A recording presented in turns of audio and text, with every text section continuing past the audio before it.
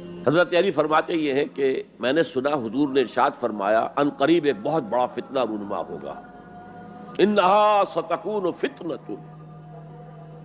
میں نے سوال کیا مل مخرج منہا یا رسول اللہ، اے اللہ کے رسول فرمائیے اس سے نکلنے کا راستہ کون سا ہوگا، مخرج کون سا ہوگا، ایگزٹ کون سا ہوگا؟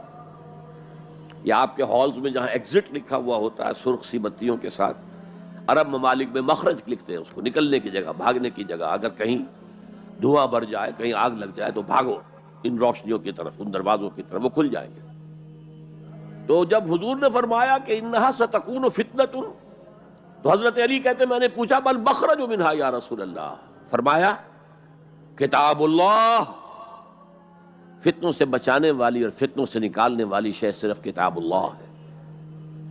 فیہ خبر ما قبلکم و نبأ ما بعدکم و حکم ما بینکم، اس میں تم سے پہلے جو اقوام تھی ان کی خبریں موجود ہیں، تمہارے بعد آنے والی جو چیزیں ہیں ان واقعات کا تذکرہ موجود ہے، اور تمہارے درمیان جو اختلافات بھی رونما ہو سکتے ہیں ان سب کا حل موجود ہے۔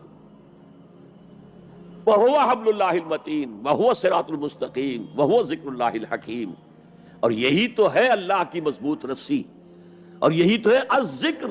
تم نے الذکر نمبر کیا بنا لیے ہیں، کس طرح کے اذکار، سب سے بڑا ذکر الذکر،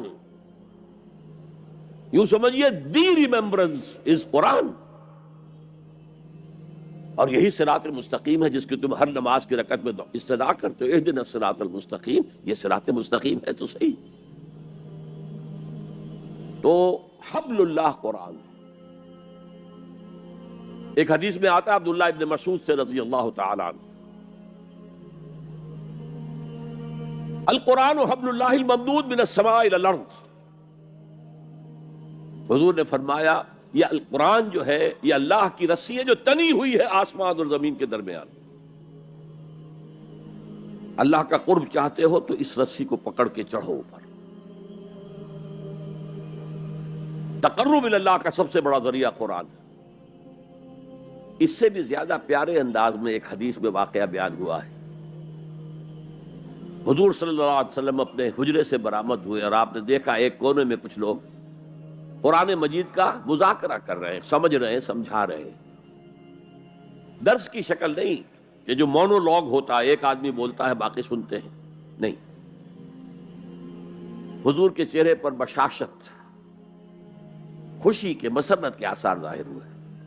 تشریف لائے، سوال کیا الستم تشہدون، کیا آپ لوگ شہادت نہیں دیتے اللہ الہ الا اللہ وانی رسول اللہ ہے، وان ھذا القرآن جاء من عند اللہ، کہ اللہ کے سوا کوئی معبود نہیں اور میں اللہ کا رسول ہوں اور یہ قرآن اللہ کے پاس سے آیا؟